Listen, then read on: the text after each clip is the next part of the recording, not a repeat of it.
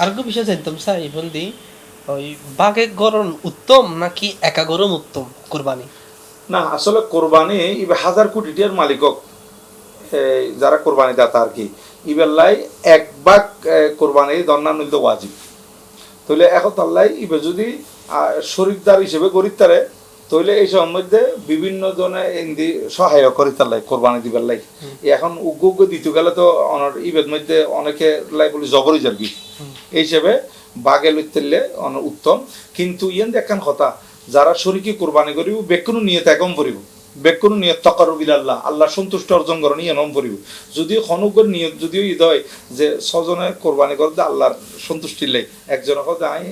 ন আর বাচ্চা টাচ্চে ওই তারা কোরবানি দেয় আর কোরবানি নদিলে আর ফলে কি হইব এলাকার মানুষে কি হইব আর ফলে গোস্তা কেনা খাইব এইগুলো যদি নিয়ত ঈদ হয় তাহলে বাকি ছজনের কোরবানি নইব।